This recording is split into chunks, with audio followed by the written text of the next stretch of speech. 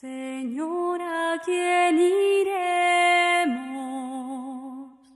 si tú eres nuestra vida?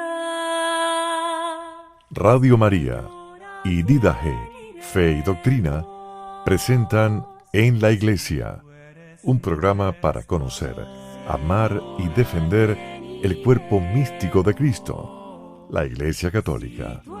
Con ustedes, Andrea Trujillo y Rafael Núñez. Señor, ¿a quién iremos si tú eres nuestro amor? Si tú eres nuestro amor. Muy buenas tardes, sean todos bienvenidos una vez más a su programa En la Iglesia, un programa para conocer, amar y defender el cuerpo místico de Cristo, la Iglesia Católica. Muy buenas tardes, sean bienvenidos a Andrea y nuestro hermano, el ingeniero Orlando Hernández. Por favor, abran sus micrófonos. Gracias, Rafa. Muy buenas tardes a todos los oyentes. Bienvenidos a este programa en la Iglesia. Aquí, una vez más, frente a este micrófono para traerles mensajes que nos ayuden a crecer en nuestra fe y nos ayuden a estar más cerca de nuestro Señor. Muy buenas tardes, Orlando, ¿cómo estás?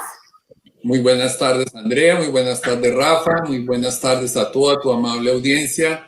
Feliz de estar aquí nuevamente con ustedes. Qué bueno, vamos a continuar, Orlando, con un tema que la semana pasada el tiempo en la parte o en una de las partes más importantes se nos agotó. Pero antes de ello, vamos a la oración. ¿Quién la hace? Andrea. Bueno, Rafa, gracias. Señor mío y Dios mío, nos queremos poner en tus manos y en manos de tu Santísima Madre, pidiéndote que hagas de nosotros instrumentos de tu amor, instrumentos de tu palabra, instrumentos de tu mensaje. Estamos aquí dispuestos a entregar todo lo que somos para que tú hables a través de nuestras palabras, hables a través de estos micrófonos y que en tu infinita bondad nos cubras con tu manto misericordioso a todos los oyentes y a todas las personas que estamos pasando por esta época tan diferente que es esta cuarentena. Todo eso te lo pedimos en nombre de tu Santísimo Hijo, Mamita María, Jesús, y en sus manos nos colocamos. Amén. Amén. Amén. Hay un teléfono por allí que está haciendo feedback.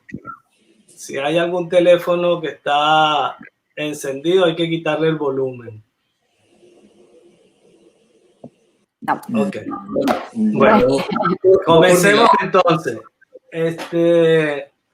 Pues sí, Orlando, hablábamos la semana pasada en un programa tan interesante que a mí me llenó de mucha alegría y de regocijo sobre la resurrección del Señor. Y es un tema apasionante y es un tema que se ha estudiado muchísimo, como bien tú decías, pero que desde la perspectiva o desde la parte científica son muy pocos los argumentos convincentes para la gente de ciencia. Ahí nos quedamos, no pudiste desarrollar. Vamos a continuar y por supuesto desde el ángulo que tú quieras darle. Bueno, muchas gracias.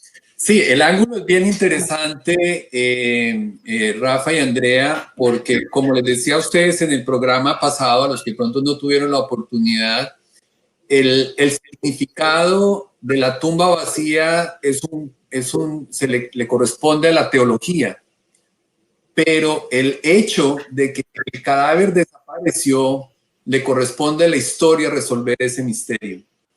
Y como todo misterio, como todo hecho que haya ocurrido en la historia, y recordemos que para que un evento se considere como un evento histórico, no es necesariamente su importancia, requiere básicamente dos elementos, un dónde y un cuándo.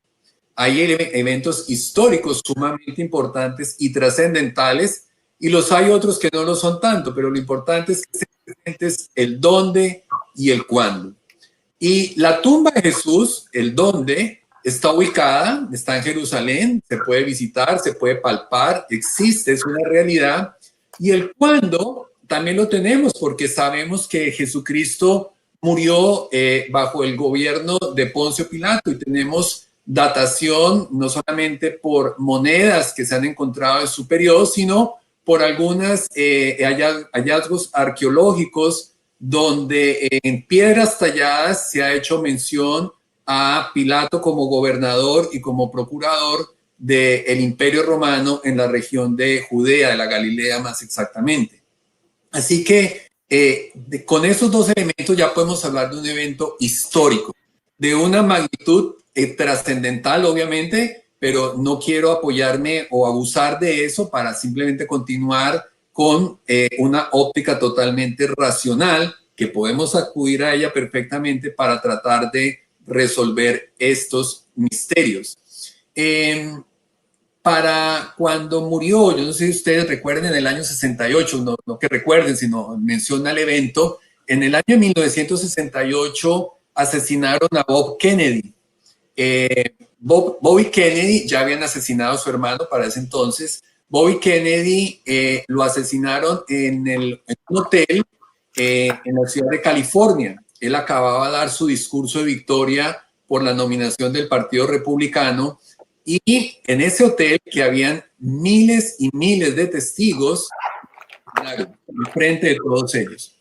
El caso se lo asignaron al sargento William Jordan. El sargento William Jordan decía, en una entrevista posterior, decía que de las cosas que más se le habían dificultado a él en la investigación del crimen fue la gran cantidad de testigos. ¿Por qué? Él decía, yo prefiero un asesinato, resolver un homicidio donde haya un solo testigo, porque lo único que tengo es que ver la validez de ese testigo. Pero cuando tengo tantos testigos, como era el caso de Bobby Kennedy, que habían miles, se dificulta muchísimo porque cada persona capta su emoción, la hace captar diferentes detalles de lo ocurrido. Entonces, cuando empezaron las investigaciones, todo el mundo decía cosas diferentes, no necesariamente mentiras, no necesariamente falsedades, sino simplemente ángulos diferentes de lo que ocurrió ahí. Esto nos debe llevar a pensar a lo mismo del caso que nos está incumbiendo en este momento, tratar de entender la desaparición del cuerpo de la tumba de Jesús. Tenemos básicamente 4 testigos que nos cuentan muchos detalles de lo que ocurrió acá.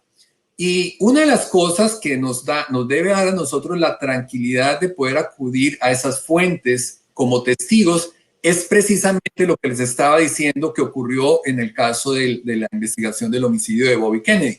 Las 4 versiones no son absolutamente idénticas. Y curioso, porque la gente tiende a pensar que ¿cómo así? Que no son idénticas, entonces son mentiras. No, no son mentiras, todo lo contrario. Si las 4 versiones de los evangelios nos narraran exactamente las mismas cosas, con los mismos detalles y todo, estaríamos hablando de colusión. Eso es un término jurídico donde un juez, cuando encuentra testigos que se han puesto de acuerdo en un juicio, se han puesto de acuerdo con anterioridad para tomar una postura determinada durante el juicio, que se llama colusión.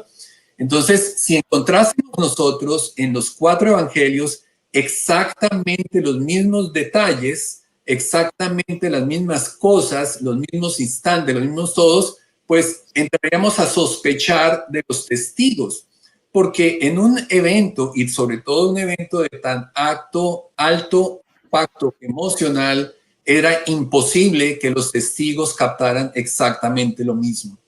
Y eso es importante que lo tengamos claro, porque hace más o menos 15 años, yo no sé, ahí sí ya de pronto les puede sonar más el nombre de Pepe Rodríguez. Pepe Rodríguez es un periodista español, enemigo acérrimo de la Iglesia Católica, y él escribió un triste bestseller, fue un libro extremadamente vendido que se llama Las mentiras fundamentales de la Iglesia Católica.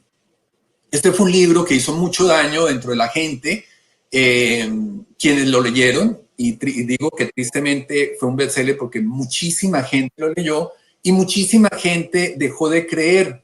Gente obviamente que tenía una fe muy débil, dejaron de creer porque uno de los principales, en ese libro él destroza la Iglesia Católica de principio a fin, pero le dedica muchas páginas al tema de la resurrección y su principal argumento es precisamente ese, que los testigos digan cosas diferentes. Pero eso no necesariamente se concluye que sea mentira. Como decía hace unos instantes, todo lo contrario. Esperamos que en unos testimonios verdaderos encontremos precisamente detalles diferentes, porque cada persona tiene una psiqui diferente y hace que su emotividad sea diferente.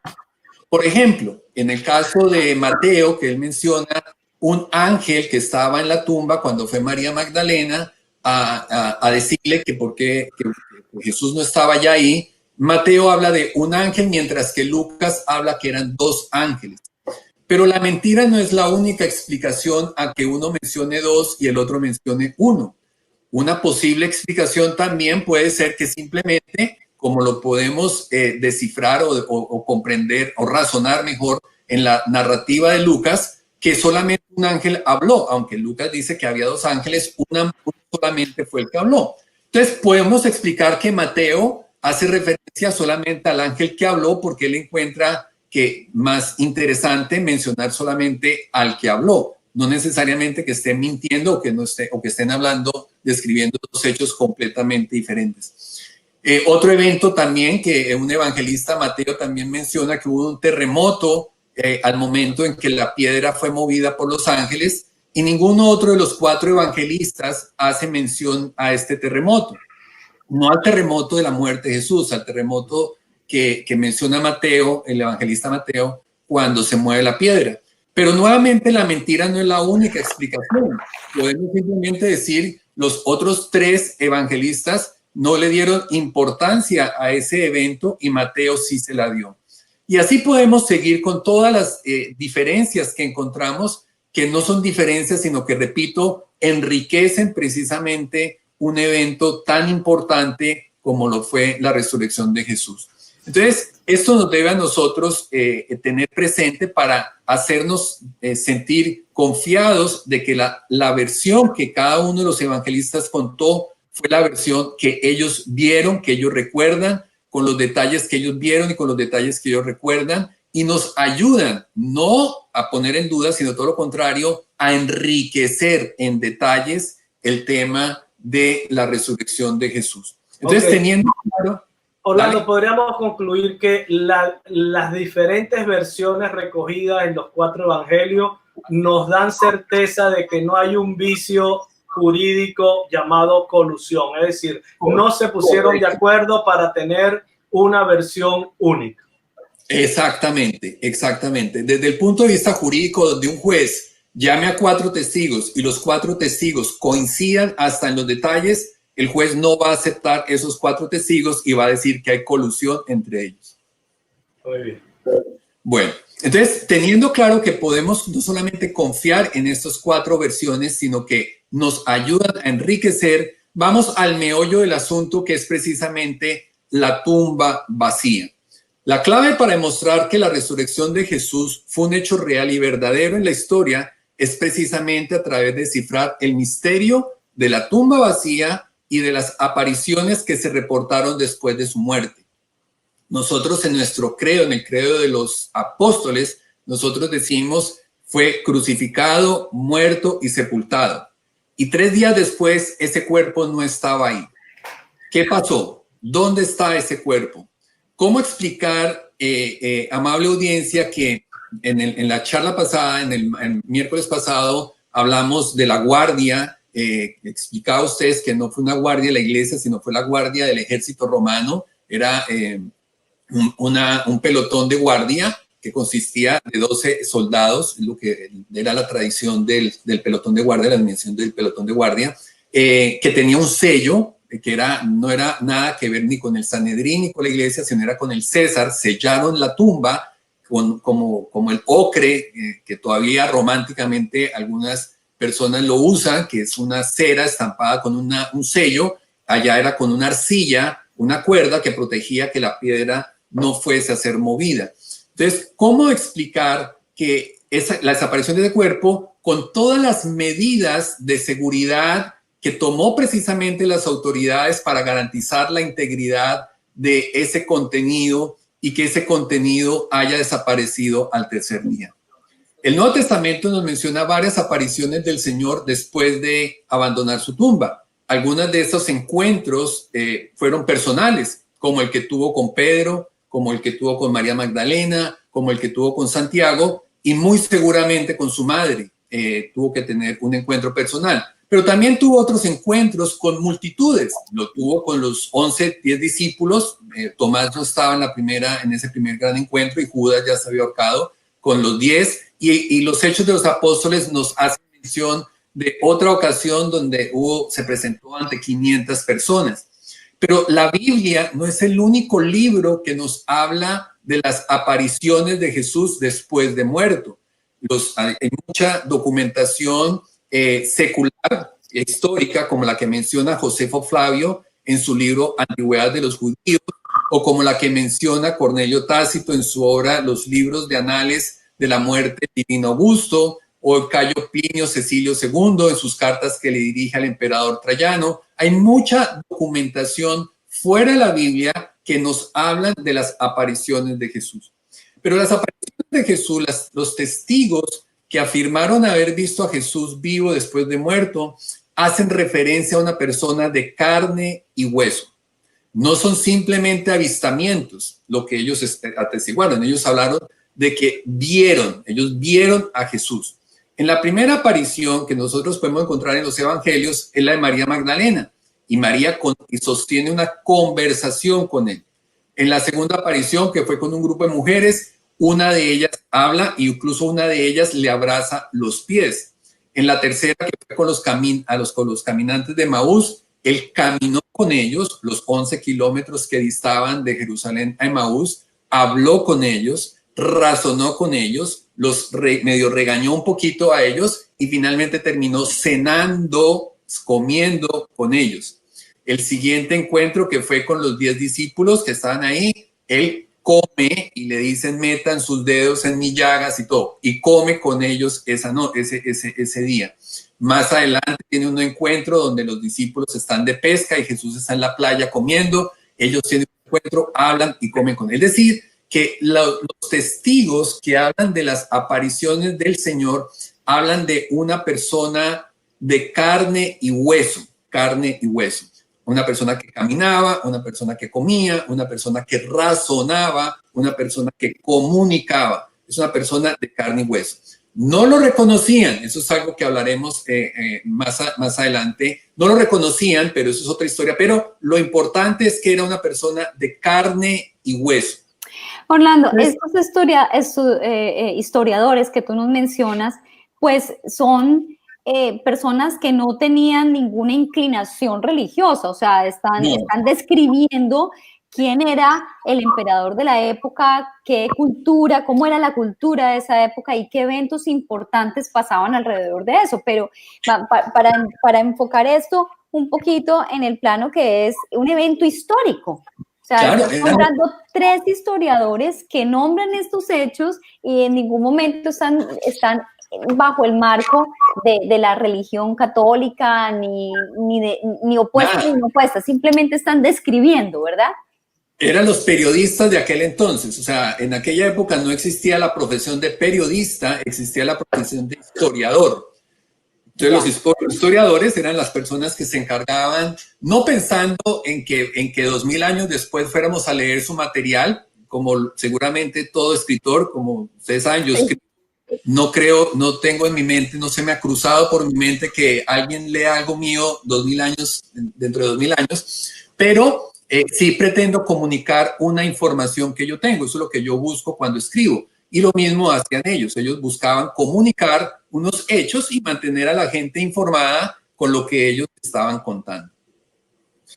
Entonces les decía que a lo largo de la historia han surgido toda clase de teorías para tratar de explicar la tumba vacía, desde unas sumamente fantasiosas hasta otras que podrían ser explicadas como válidas, ¿ve? Como que tiene razón. Pero aquellos que han tratado de eludir el milagro como una explicación a esa tumba vacía se tienen que enfrentar a una dura tarea, y es de reescribir toda esa palabra toda en mayúscula negrilla, toda la evidencia que tenemos de la tumba vacía. Porque vamos a encontrar, porque acabo de mencionar algunas, vamos a encontrar algunas teorías que encajan con parte de la evidencia, pero no con toda la evidencia. Y desde el punto de vista forense, jamás una versión que coincida o que se acople a todas las evidencias puede ser inferior a una que se acople a parte de las evidencias. Todo apunta a que fulanito fue el que cometió el delito, todo, excepto el detalle que él no vivía ahí, sino que vivía en otro lado. Entonces, no, tiene que empatar todo. Entonces, de las muchas teorías que han aparecido, pues que valga la pena mencionar, la de la catalepsia. Para los que no saben, catalepsia es un estado anímico de la persona, biológico / anímico, que parece muerto y los signos vitales. Hoy en día es muy difícil que alguien entierren con catalepsia por los equipos médicos que tenemos, pero antiguamente se daba que una persona entrara en un estado cataléptico y lo enterraban de esa manera. Y esa versión de que Jesús realmente no murió en la cruz, sino que sufrió un estado de catalepsia, fue una versión que difundió un grupo heterodoxo musulmán que existe en la actualidad, que es el grupo de Ahmadiyya. Ese grupo, que tiene sede en Londres, fue el que, digamos, durante mucho tiempo, y la sigue haciendo, propaganda hoy en día, que sostiene que Jesús no murió, sino que sufrió de catalepsia.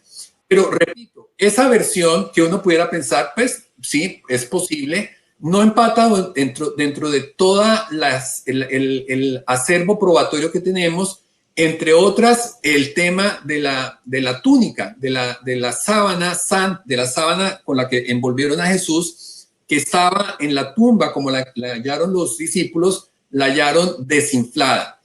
Algunas versiones bíblicas hablan de doblada. A mí no me gusta, honestamente, esa traducción, esa palabra que la han traducido de esa manera, porque le resta lo que realmente describe, la que sí lo hace de desinflada.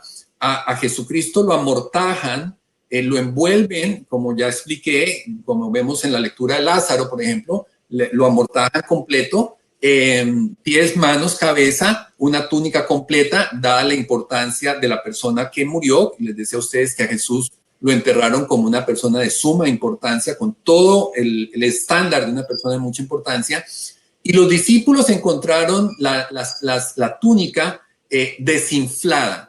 Entonces, que Jesús se hubiera despertado en la tumba y se hubiera quitado las mortajas, no, y luego las haya acomodado para simular que se desapareció el cuerpo, no tiene sentido. Y dos, les decía a ustedes que la piedra, los discípulos nos cuentan que entraron a la tumba, es decir, que se podía entrar de pie. Una persona de aquella época medía más o menos 1,50 m, era la estatura promedio, quiere decir que la puerta tenía que tener más o menos 1,50, 1,80 de alto. Una piedra que cubra una superficie esa debe ser de mínimo un grosor de 30, 40 centímetros para que no se rompa en su propio peso. Quiere decir que estamos hablando de una piedra de muchas toneladas de peso. Jesús dentro de la tumba no hubiera podido mover la piedra. Entonces ahí tenemos dos detalles que hacen que la versión de la catalepsia pues no encuadre, repito, dentro de todas el acérrimo de evidencias que tenemos de ellos. Adicional, si Jesús hubiera sufrido catalepsia, se hubiera despertado, hubiera dejado la túnica doblada para simular algo especial, hubiera tenido la fuerza que no la tenía, porque adicional de que el hombre había sufrido unos golpes y una tortura impresionante 3 días antes, y hubiera movido la piedra, hubiera salido, los soldados no hubieran tenido que ir a pedirle al Sanedrín una excusa. Acuérdense que los soldados fueron a donde el Sanedrín y decirle, ¿qué vamos a decir? Y ellos le dijeron, tenga plata y digan esto. Ahorita voy a profundizar un poquito más en eso. O sea, que ahí tenemos 3 evidencias que no cuadran con el tema de la catalepsia. La otra teoría que también tuvo mucha fuerza fue el tema de la alucinación, que los testigos lo que tuvieron fue visiones, pero, repito, ahorita les hablé de que Jesús precisamente comió, caminó, discernió, se comunicó, interactuó con ellos, así que no estamos hablando de un avistamiento, estamos hablando de unos encuentros reales con una persona de carne y hueso. Y la otra teoría que tuvo mucha fuerza, especialmente a finales del siglo pasado, porque la promovió un gran erudito de la lectura del Evangelio, de los Evangelios, un inglés, un anglicano, Christoph Blake, de la Universidad de Oxford, que era el tema de que entraron a la tumba equivocada.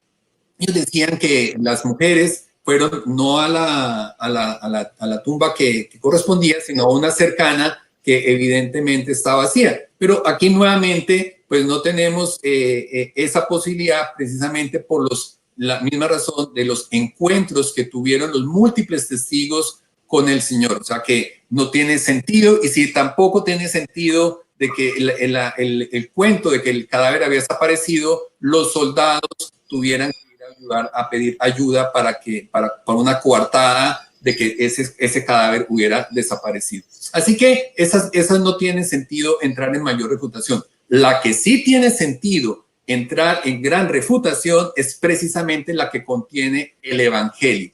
El Evangelio de Mateo nos dice, me voy a permitir leer el pedacito que dice: mientras iban las mujeres, algunos soldados de la guardia llegaron a la ciudad y contaron a los jefes de los sacerdotes todo lo que había pasado. Estos jefes fueron a hablar con los ancianos para ponerse de acuerdo con ellos, y dieron mucho dinero a los soldados, a quienes advirtieron: ustedes digan que durante la noche, mientras ustedes dormían, los discípulos de Jesús vinieron y robaron el cuerpo. Y si el gobernador se entera de esto, nosotros los convenceremos y a ustedes les evitaremos dificultades. Los soldados recibieron el dinero e hicieron lo que les había dicho. Y esta es la explicación que hasta el día de hoy circula entre los judíos. Palabra de Dios. Te alabamos, Señor. Así que esta sí vale la pena refutarla en profundidad, porque el tema del robo del cadáver está en la Biblia, y como lo dice la misma Biblia, es la versión que circula entre los judíos hasta el día de hoy, en su momento, y hasta el día de hoy, 2020, en época del coronavirus. Es la misma versión que ellos tienen. Entonces, si bien es cierto que una tumba vacía no es una prueba suficiente de una resurrección, pero sí plantea un gran interrogante. ¿Ese sepulcro vacío es una obra divina o es una obra humana? Porque Jesús fue sepultado el viernes antes de oscureciera, fue ungido, fue amortajado, fue puesto en la tumba que José de Arimatea había facilitado, y cuando las mujeres fueron la mañana del domingo a terminar los ritos que el afán del viernes no les permitió terminar, la tumba no estaba ahí. Es decir, si en realidad estamos solamente ante dos posibilidades: o alguien entró y sacó el cuerpo de Jesús, o Jesús salió por su propio poder. Si consideramos la primera posibilidad, estamos ante un robo, es decir, una obra humana. Si consideramos la segunda, estamos ante una resurrección, es decir, una obra divina. Pero si consideramos el robo, que es la versión que circula hasta hoy presente de la explicación de la desaparición de ese cuerpo, entonces podemos decir que realmente tenemos aquí dos grupos de interesados, o dos grupos. Podemos dividir a los posibles sospechosos del delito de robo de cadáver en dos: los amigos de Jesús y los enemigos de Jesús. En cualquiera de los dos eventos, amigos o enemigos, estamos ante un caso de una profanación de tumba. La profanación de tumba hace una mala práctica que ha existido desde antes de la época de Jesús, e incluso hoy en día. De vez en cuando oímos noticias de gente que entra y saca al muerto, a ver si le saca una corona de oro de los dientes, o si alguien le echó por ahí un reloj o algo que no necesitan. O sea, el tema del robo, el saqueo de tumba, Napoleón se hizo famoso por su saqueo de las tumbas en Egipto. Pero el tema del saqueo de tumbas ha sido algo que ha existido desde siempre. No olvidemos que a pesar de que Jesús es enterrado en Jerusalén, territorio de Galilea, para efectos prácticos estamos en territorio romano, porque Roma era quien controlaba ese territorio. Es decir, que la jurisdicción de esa tierra era jurisdicción romana. En unos manuscritos que yo encontré cuál era el castigo para la profanación de tumba. La profanación de tumba se castigaba con una multa de 100,000 sestercios en caso de violación, dice, y de 200,000 en los otros. No tengo claro que sean los otros, pero de 100,000 a 200,000 sestercios era la multa por profanación de tumba. 100,000 a 200,000 sestercios es una cantidad enorme, muy grande de dinero. Para que nos hagamos una idea, un soldado romano ganaba 4 sestercios. Un soldado romano era el sueldo diario de 4 sestercios. Y con eso él se tenía que proveer todo su equipo.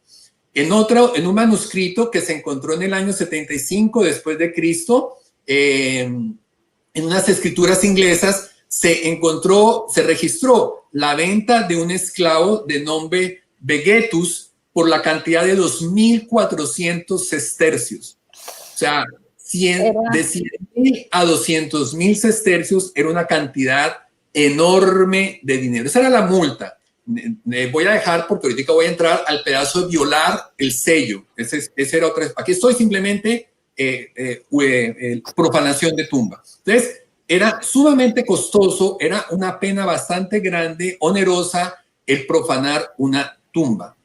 Así que ya eso tenía que espantar a amigos o enemigos el pretender entrar a esa tumba. Pero de hecho, que los enemigos, voy a concentrarme por ahora entonces en los enemigos de Jesús. Que los enemigos de Jesús se hayan robado el cadáver fue la primera idea que le cruzó por la cabeza a María Magdalena. María Magdalena, recordemos que cuando llega a la tumba la encuentra vacía, que tiene ese encuentro con Jesús, pero ella no sabía que era Jesús. Ella le dice le pregunta a Jesús, ¿por qué lloras? Y ella le dice, porque se han llevado al cuerpo, al maestro, y no sé dónde lo han puesto. Pero la lógica nos indica que la tumba, que los enemigos no tenían ningún interés en robarse ese cadáver, ¿cierto? Porque recordemos precisamente las palabras que le dijeron los sacerdotes, los jefes de los sacerdotes a Pilato. Le dijeron, mande usted a asegurar el sepulcro porque existe el rumor que va a resucitar en 3 días. O sea que el que ellos hayan querido robarse ese cadáver, pues no tiene ningún sentido, porque precisamente por eso convencieron al gobernador de que pusiera soldados y por eso sellaron la tumba. Es decir, que si los enemigos se encargaron precisamente de custodiar y de proteger la tumba como ninguna otra tumba en la historia de la antigüedad se tenga registro, ¿qué sentido tiene que ahora quieran robar el cadáver? Sí, era confirmarles y era darles la razón a los otros. Exactamente, exactamente. Y por eso los guardias no pudieron dar ninguna explicación de lo acontecido y tuvieron que, repito nuevamente, ir al Sanedrín a que les dieran la excusa. Cuando ellos les dijeron a los del Sanedrín, le dijeron a los guardias, le dijeron, ustedes digan que durante la noche, mientras dormían, los discípulos se robaron el cadáver. Primero, por eso el evangelista dice que les tuvieron que dar mucho dinero, porque recordemos que el castigo por dormirse en la guardia era azotarlos hasta que perdieran la conciencia, azotarlos en un sitio público hasta que perdieran la conciencia. O sea que cuando ellos reciben ese dinero, es a expensas de que corran ese castigo tan grande de que fueran azotados. Pero adicional, hasta un niño se hubiera dado cuenta que era mentira, porque les dijeron, póngale cuidado, díganle a la gente que mientras ustedes estaban dormidos, vinieron los discípulos y se llevaron el cuerpo. Al fin que los dormidos pueden ver, o sea, si yo estoy dormido, ¿cómo puedo señalar ¿cómo puedo señalar a alguien?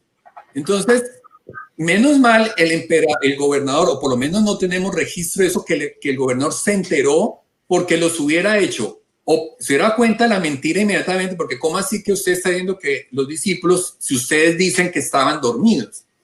Y si dicen que no estaban dormidos, sino que se lo llevaron, ¿cómo así que lo dejaron sacar y robar el cuerpo? O sea, los soldados perdían por punta y punta. No, repito, no tenemos historia de saber qué pasó con esos soldados, si algún día se enteró Pilato o algo y los castigó, porque repito, hasta un niño hubiera caído en cuenta de que era mentira. Adicional, varios días después del domingo de resurrección, Pedro dio un discurso grandísimo, fue el primer discurso que él dio en plaza pública y en su discurso giró en torno a la resurrección del Señor. Hizo referencia a las profecías que apuntaban al Mesías, les contó que estaba profetizado que lo iban a matar y que iba a resucitar. Nos dicen las escrituras que ese día se convirtieron 3,000 personas.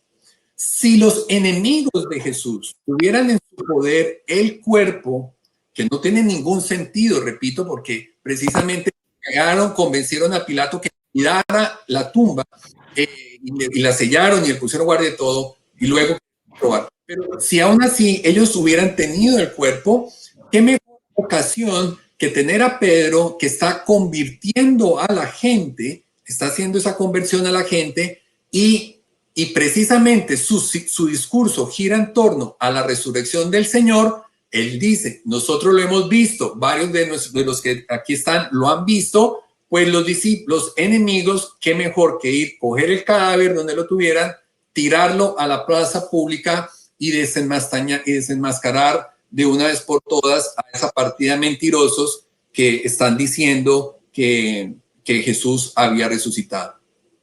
Así que, ¿qué mejor lugar para haber desenmascarado a los discípulos que cuando ellos empezaron a predicar y mostrar el cadáver?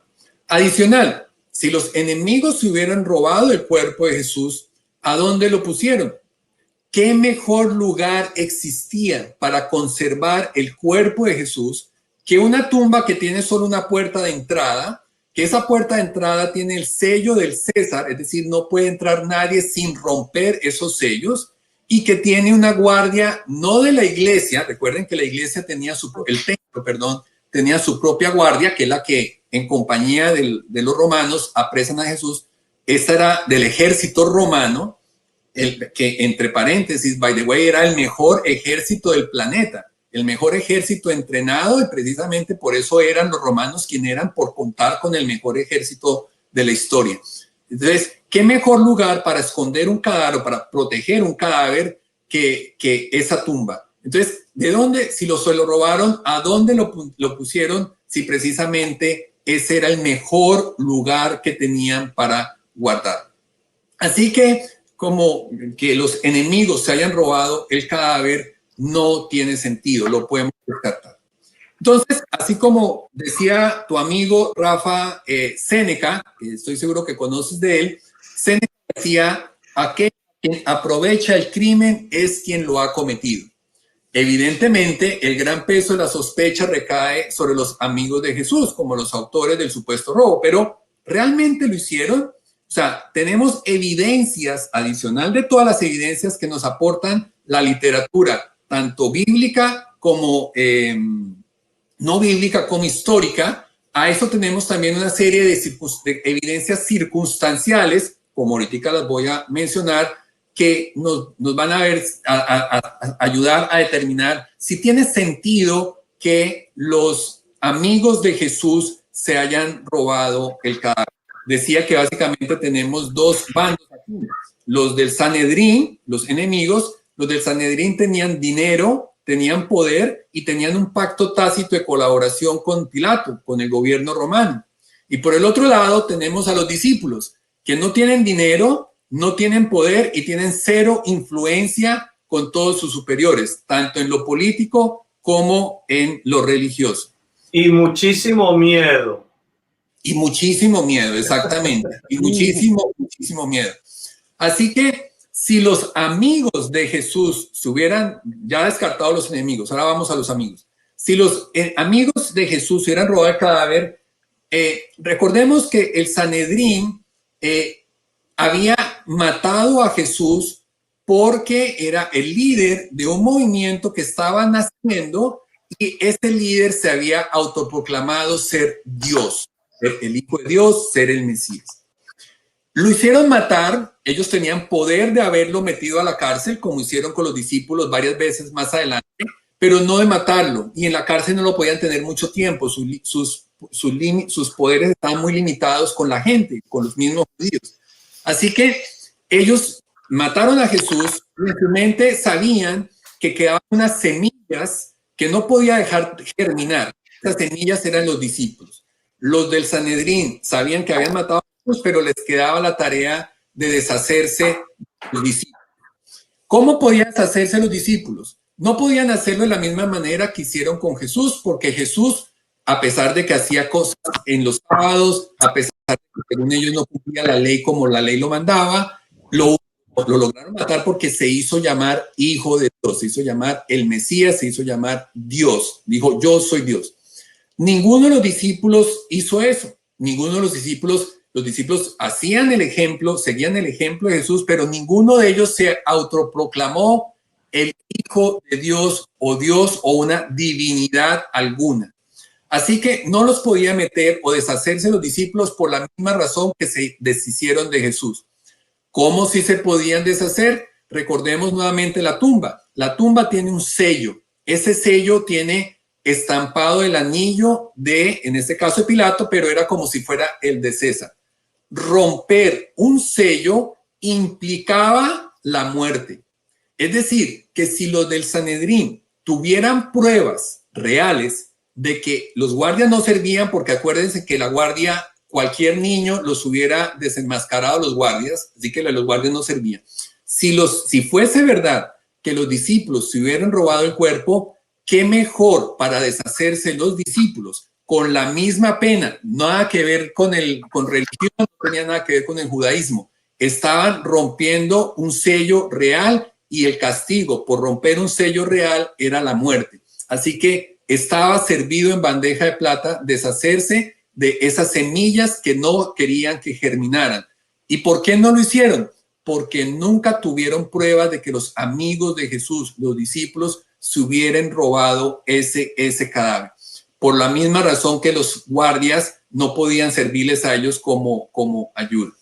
Entonces, ¿de dónde ahora? El viernes están paniqueados, como decimos en el argot popular. Los discípulos están muertos del susto, están encerrados bajo llave, no quieren salir, no quieren que nadie los vea. Y ahora de pronto, ¿de dónde sacan fuerzas para ir a robar, a planear el robo del maestro, de su amigo, de su compañero, de su señor? O sea, ¿de dónde ahora cobardes a convertirse a enfrentarse a la guardia romana? O sea, ¿qué sentido tiene?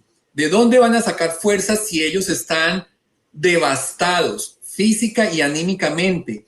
El maestro, les mataron al maestro, a su amigo, a la persona con que compartieron 3 años de su vida, con la persona con que se ilusionaron, que era la persona que iba a restablecer el honor del pueblo de Israel, y lo mataron. ¿De dónde ahora van a sacar fuerzas para poder ellos ir a enfrentarse a los guardias, a romper el sello del César, a mover la piedra y a robarse y a presentar semejante irrespeto al cuerpo de Jesús? No tiene ningún sentido. Adicional, los discípulos fueron las personas más cercanas a Jesús. Ellos vivieron con Jesús 3 años, lo escucharon todas sus enseñanzas, sus prédicas, todo lo que Jesús enseñó. Ellos eran unas personas honestas, eran unas personas moralmente de un gran espíritu moral. Fueron doblegando poco a poco su perspectiva judía para entregarse a la perspectiva, a esa cosmovisión que Jesús empezó a proclamar y de todo. Pero ¿de dónde vamos ahora a ver a un grupo de pescadores que humildemente se habían acogido a ser los evangelizadores, a los constructores del reino? ahora a convertirse en una forajida, en un grupo de malandrines, de forajidos, de malhechores que planean un plan maquiavélico de ir a robar el cadáver del maestro, a profanar el respeto que tenía de su amigo. María estaba con ellos, estábamos hablando del hijo de María, la mujer que seguía con ellos, con las que ellos compartieron y de todo. ¿De dónde ahora unas personas honestas que tienen las enseñanzas de Jesús durante 3 años, ahora volverse una partida de vándalos y forajidos y malandrines? No tiene ningún sentido entrar a robar ese cadáver. Orlando, solo para dejarte saber, nos quedan 9 minutos. Ok, entonces solamente para entrar a fundar una iglesia a partir de una mentira, de un engaño tan grande de pretender disimular una resurrección que supuestamente no tiene ningún sentido para ellos. Así que María siguió siendo parte de los discípulos. Recordemos que María está presente en Pentecostés, ese día Pentecostés. O sea, María siguió siendo, estamos hablando de su hijo, del cadáver de su hijo, del cuerpo de su hijo. Así que no tiene ningún sentido que los amigos hubieran, ese es otro argumento, que los amigos hubieran entrado a robarse el cadáver. Otro, la ley judaica decía que una persona que tocara un cadáver quedaba contaminado por 7 días. Contaminado quiere decir que estaba igual como comer alimentos impuros, que tenía una pena menor, pero tocar un cadáver era considerado la máxima expresión de la contaminación de una persona. Ellos, repito, en ninguna referencia bíblica o no bíblica encontramos que los discípulos no fueran fieles seguidores a la ley mosaica, como lo fue Jesús. Lo que pasa es que Jesús vivió la ley mosaica con el espíritu y la misericordia, que era la parte que se les había olvidado a los fariseos. Pero los discípulos fueron gente obediente a la ley.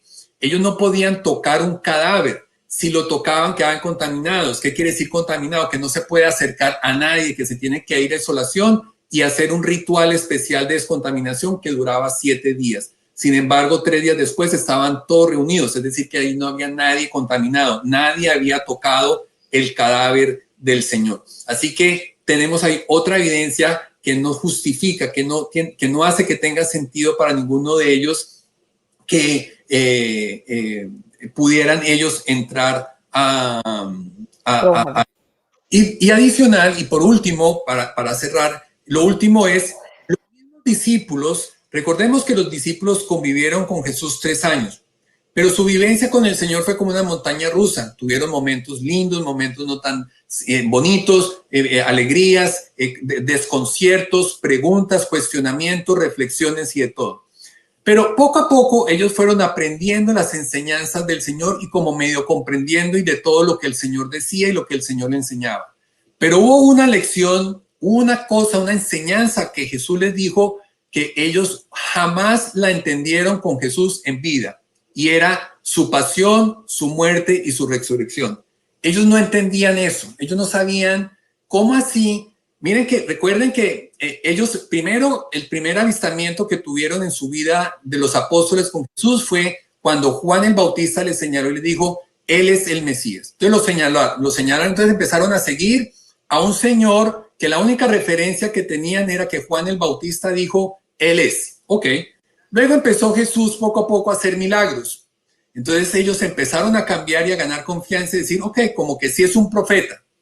Y duraron con el título y pensando que era un profeta durante muchos años. Y finalmente, después de 3 años, con un esfuerzo grandísimo, impresionante, lo logran reconocer el Mesías. Ok, eso fue una tarea sumamente difícil para ellos, aceptar que Jesús era el Mesías. Pero cuando Jesús les decía, no se preocupen que a mí me van a arrestar, enjuiciar y matar, no se preocupen, tranquilos muchachos, que yo voy a resucitar. Eso no lo entendieron. ¿Cómo así que iban a matar a Dios? Ellos ya reconocieron a Jesús como el Mesías. Él ya era el Hijo de Dios, era Dios.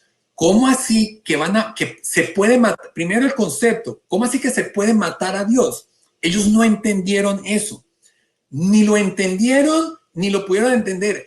Hasta que, ok, usted es el Mesías, perfecto. Pero cuando Jesús expiró y dio su último respiro, ellos dijeron, este no era el Mesías, este era un profeta.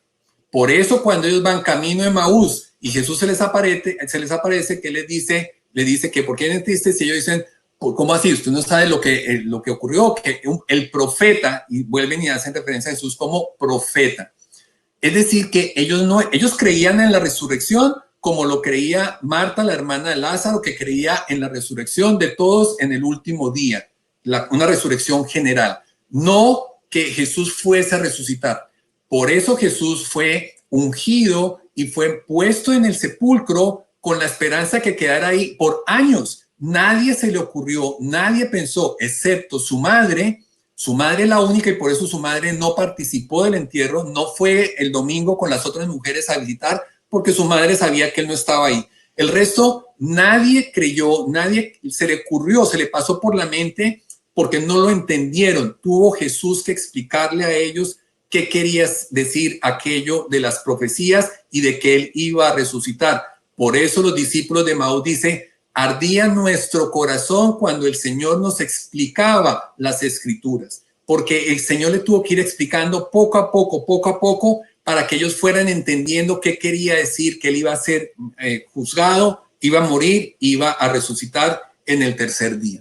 Así que la única explicación que tenemos de la tumba vacía es la divina. Les decía, teníamos dos posibilidades, o fue una obra humana, ya descartamos que fueron los amigos, descartamos que fueron los enemigos. Nos queda que fue una obra humana, una obra divina, y es que Jesucristo en verdad resucitó. Pues, y es increíble que desde entonces la humanidad gira alrededor de ese sepulcro vacío. Eso fue realmente lo que nos ha dado fundamento a nuestra iglesia y lo que seguimos, por gracia de Dios, disfrutando en cada Eucaristía, cuando Jesús se nos da en su cuerpo y en su sangre. No quedó ningún testigo por investigar, ¿no, Rafa? No, y lo curioso es que en 2020 años, ese grupo de acusados que reflejan los evangelios, de que se robaron el cuerpo, pues bien Pablo dice, si el Señor nos resucitó, nuestra fe hemos creído en vano, ¿ok? Nuestra fe es inútil. Y la verdad es que, quieran o no, el Señor está vivo. Y vuelvo a hacerle la invitación a los escépticos, si quieres saber que el Señor está vivo y quieres muestra científica, ve a estudiar los milagros eucarísticos. Ve a esa fuente de verdad desde la perspectiva científica. Orlando, no nos queda sino agradecerte tu amabilísima atención y el cariño que tienes por este programa en la iglesia, siempre dispuesto a compartir tus conocimientos, tus investigaciones con nosotros y con este público que nos sigue. Muchas gracias y pues siempre a la orden, ¿no? Okay. Muy interesante y ahí están muchas razones científicas, reales, claras. No quedó ningún aspecto en el aire y como siempre, Orlando, muchísimas gracias. Gracias por tu colaboración y tu tiempo con nosotros, porque realmente que es muy beneficioso para todos nuestros oyentes. Pues esto ha sido En la Iglesia, un programa para conocer, amar y defender el cuerpo místico de Cristo, la Iglesia Católica. Nos vemos acá el próximo miércoles a las 5. Gracias. Bye. Señor, ¿a quién iremos? Si tú eres nuestra vida. Radio María y Dida G, Fe y Doctrina presentaron En la Iglesia, un programa para conocer, amar y defender el cuerpo místico de Cristo, la Iglesia Católica, conducido por Andrea Trujillo y Rafael Núñez. Señor, ¿a quién iremos? Si tú eres nuestra